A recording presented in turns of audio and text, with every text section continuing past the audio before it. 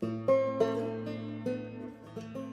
Last of Us Part 2. There's no fun to be had in this bleak, glum, and brutal world. A miserable experience from start to finish. I don't know what game you guys were playing, but I found a ton of fun things. Now, say what you like about The Last of Us Part 2, it is a beautifully crafted game. However, there are a couple of things that kind of poke holes in that experience. So in this episode, we're gonna check out some of the dumb, hilarious, and downright broken aspects of The Last of Us Part 2, and let's kick things off with some of the things that I discovered during my playthrough. Several times during my playthrough, I would discover that textures or objects would kind of glitch out and disappear. Now this appears to be nothing more than some weird culling glitch where the game thinks I'm way further away from these objects or these textures than I actually am. And it really only happened to me a handful of times, but I see that other players have also experienced similar things. And sadly, when the game looks this good and you see this kind of thing, it sort of breaks the immersion. And in some instances, it wasn't just objects that got called out, it was also enemies. So here, enjoy this floating gun. And then you have the obligatory physics bugs that happen with objects in games these days. It's just one of those things that if your game has a physics engine, this kind of stuff's gonna happen. That doesn't mean it makes it any less hilarious when you see stuff like this. At one point after finishing the game, I tried to load a save file, and what ended up happening was the two different title screens started playing over the top of each other. So now we have this boat moving around as if it's on the water, but it's on the sand moving through another boat. It's not weird at all. As with many Naughty Dog games, there's always a section where you run around with another character, and sometimes, just sometimes, they kind of bug out too. Here you can see I somehow managed to push Dina inside this door to the point where she was on top of the door. Dina, please, come down. You always do this. Okay. Be careful what you wish for. Yeah, that's right. Dance for me, Dina. Dance. At one point during my playthrough, Jesse decided he wasn't going to come along for the ride and stayed all the way down there. There he is. Give us a wave, Jesse. Only for him to appear in the very next cutscene where he must have traveled an awful long way in an awfully short period of time. Glitches aren't just limited to our friends, though. Every now and again, the enemies like to get in on the fun, too. And here we can see this infected runner just kind of asserting his dominance as he slides around. Now he seems less than threatening. He seems more like a pet. Come here, Fido. Stop doing that.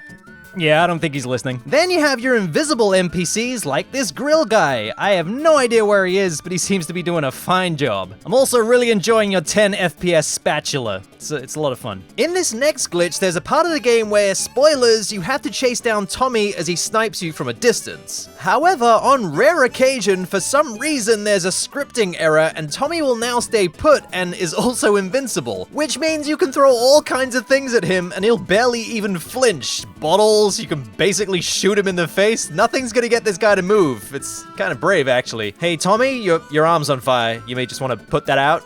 There you go. I'm pretty sure this is the kind of thing you can just fix by restarting checkpoint and everything will be back to normal, but hey, I kind of like this version. Now it's time to talk about some of my favorite glitches in these kind of very realistic looking games, and that is cutscene glitches. Now, due to the fact that most cutscenes in modern games these days play out in real time, they're subject to some scripting errors where animations cannot play out correctly and things end up just a little bit, wonky, I guess is the best term. These errors in cutscenes can range from anything to invisible horses. I mean, just look at this. It's amazing. There you go, just gallop off on your invisible horse into the distance. It's beautiful. This feels like they needed 6 horses, but they only had enough of 5. Sometimes the animations don't play at all, and the character model just T-poses its way through the scene. Come on, Ellie, this way. We gotta go meet G.I. Joe and the other action figures. I swear, this kind of stuff still looks like kids playing with toys. Okay, now it's time to get really crazy, and a lot of modern games seem to be adding horses into their gameplay, and every time I see one of these, I'm like, yep, there are gonna be some glitches, and that's exactly what happens in The Last of Us Part 2. Now, some of these horse glitches are nothing more than, oh no, we're riding an invisible horse, and we've seen this kind of thing quite a few times in this show. But some of these horse glitches, like this one, literally had me laughing out loud for more than 5 minutes. So, it turns out if you ride Shimmer into some of the bushes around the Seattle area, Shimmer, Ellie, and Dina kind of freak out just a little bit, because this is not something the game is designed to handle, and ragdolls just kind of go absolutely crazy. Oh man, that's really cool. They decided to program Buckaroo into this game. You can even dismount and then watch as Shimmer just kind of relaxes. Honestly, there aren't that many glitches that have me rolling anymore, but this one had me in stitches. And then there's this horse glitch which happens just after the Fedra gate, which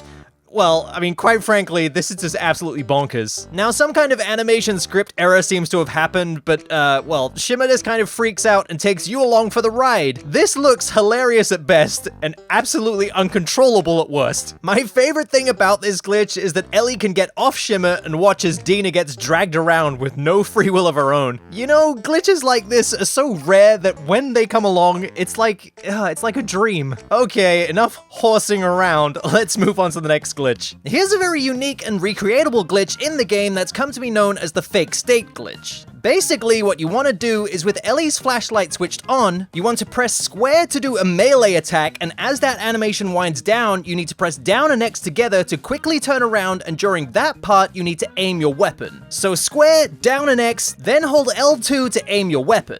Now, this may take you a couple of tries, and there may be some timing involved with this, but if you're successful, what will now happen is Ellie is now standing up sideways in the floor aiming her weapon. Now, outside of this looking kind of weird and pretty funny, there's no real application for this, but I can see the potential in this being some kind of glitch to skip things. And the most interesting thing about this glitch is it only works if Ellie's flashlight is switched on. The reason for this is whenever Ellie's flashlight is switched on, she will always face the same way that the camera is pointed. And performing those actions with this camera setup seem to mess with the game's programming in some fashion. Interestingly, if you perform this glitch next to a shallow body of water, you can actually get Ellie to T-pose. I can definitely see some potential speedrun tech in here, but right now it's just some dumb thing that we can do. But hey, we like doing dumb stuff in these games, so here's some more. On Seattle Day 2, in the chapter The Seraphites, go to this building, and inside you'll find a rope, which you want to bring outside. You then want to throw it roughly in this direction over a metal awning that sticks out from the building and gets caught on a little piece of metal that sticks out a bit further than the glass section. If the rope lands correctly, you'll find that Ellie can now grab this rope and begin swinging on it, and if you do this in just the right way, what will happen is,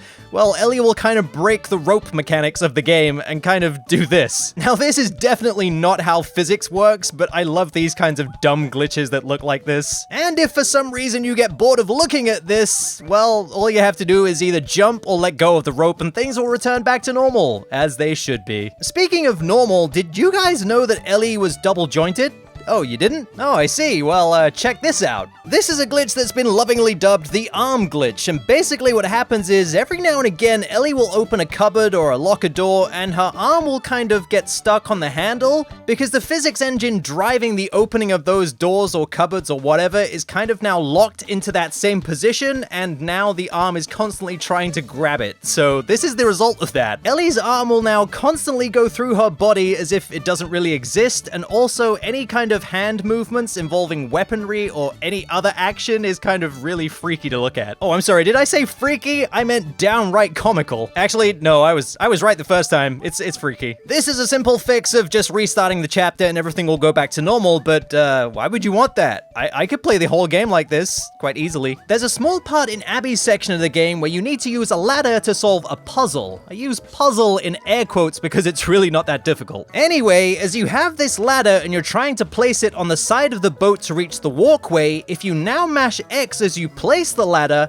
Abby will enter her kind of balancing on the edge of things animation, and this results in the ladder getting stuck to Abby's arm. Now, as far as the game is concerned, you've already placed that ladder and it no longer exists, which means you can now use weaponry as Abby and the ladder kind of acts as a shield, or maybe a giant sword. Hey Mel, check out my giant ladder sword. The obvious thing now is that the game won't actually let you progress because you have a ladder attached to your arm. But of course you can always restart checkpoint and fix everything, but again, why would you want to? On Seattle Day 3, in the chapter Road to the Aquarium, you can find this slope that goes into water, and for some strange reason, if you hit the water at just the right spot, Ellie won't actually enter the water, she'll instead kind of fly upwards and then get stuck in this almost Superman-like pose. Now, in this state, Ellie does have a little bit of movement, but it's really just left and right, and the only way to actually fix this is to restart the chapter. But in trying to figure this one out, I actually discovered another glitch. It turns out that if you dive very close to to this slope and then begin swimming forwards, you can actually get Ellie to swim around in the air. This is your typical swimming in the air glitch where the game is now not able to check whether you're actually above the water or below it, so you can actually start swimming upwards and essentially you can drown in the air too. Seemingly there's not really much you can do with this quirky little glitch, but it's definitely a fun kind of out of bounds, and this game is actually full of a lot of out of bounds glitches. Here's a very small out of bounds I discovered on Seattle Day 1 right next to the bank. If you jump up on these rocks, you can actually get the world to kind of disappear. I did actually think there may be more to this out of bounds, but sadly not. However, there is a larger out of bounds in one of Abby's sections. In the chapter on foot, there's a section where you climb up a rope and then you get on top of this building. Once on top of the building, if you make this jump over this smaller wall, you can actually now run and jump on top of a camper van, and yet again the world will disappear, but there's actually collision out here so you can run around. Sadly, this isn't as game-breaking as you'd hope, but it definitely shows some insight into the way this game handles rendering of certain objects. Once you're done with this, don't worry about being stuck. All you have to do is restart checkpoint and things will be back to normal. Funnily enough, there's another small out of bounds directly after this part of the game. This occurs after the section where you have to get past some seraphites going through the train yard, and once you're actually on the other side of all that, you want to head left and go through this fence, and then on the right hand side you'll find a very small alcove that you can actually go prone and crawl through, and if you get to the very end of this small section, you'll find that yet again the world disappears and we can see just how the render engine works. And also, Abby will try and vibrate to a higher frequency. Wow, this looks very nauseating now I'm seeing it again. One of the most interesting out of bounds I've come across so far is the one that happens in the museum. Once you swim to this building, Joel will give Ellie a boost through this gap in the wall so that she can open a door on the other side. Now you're inside this building with Ellie, it's here you'll find that there's a beam that runs diagonally across the wall, and you can actually climb on top of this. Standing on top of this beam once again will render the world invisible, but interestingly, we can actually see the animal that Ellie will encounter a little bit later, but in basically what's considered the animal T-pose. In fact, for some reason, there's actually two of them. But this isn't the most interesting thing about this out of bounds. If you can jump on this beam in just the right way, you'll actually go through the wall to the side that Joel is on, and you'll see that the water that we swam across to get here is actually now gone. It appears that once we're on the other side of the wall and the game assumes that we're never going to see the water again, it basically just gets rid of it to save on resources. It seems that the caustics, or the way light plays off water, is actually just a texture that's applied to the mud and rocks. And to me, it's really interesting to run around on foot down here to see if they kind of hit anything. They didn't, but it's interesting to wonder. I can guarantee there'll be some more crazy out-of-bounds discoveries in this game in the coming months. But there you have it, guys. Some interesting, hilarious, and downright wacky glitches in The Last of Us Part 2. I just want to say a huge thank you to everybody who had a clip in this episode. Some of the glitches in modern games are so random and may never ever happen again, so it's so cool to have people capturing these moments. If there are some once-in-a-lifetime glitches you guys have captured, please send them to me at A+Start Show on Twitter. I would love to see what you guys discover. I just want to let you guys know I stream on twitch.tv/A+Start Show every Monday, Tuesday, Thursday, and Friday. So if you're super curious about what I do on stream, go and follow me there so you don't miss any future streams. If you have a Twitter account, please follow me at A+Start Show. It's my #1 weapon against the YouTube algorithm to get my videos to you without you missing them in sub boxes. Believe me, it's a real issue, and if you follow me on Twitter, you can actually see these videos when they drop. And lastly, a huge thank you to all my Patreon supporters. You guys are really keeping the show running, and I love you so much. Thank you for supporting the show. I've taken up enough of your time, so thank you so much for watching, and I'll see you in the next episode. Bye!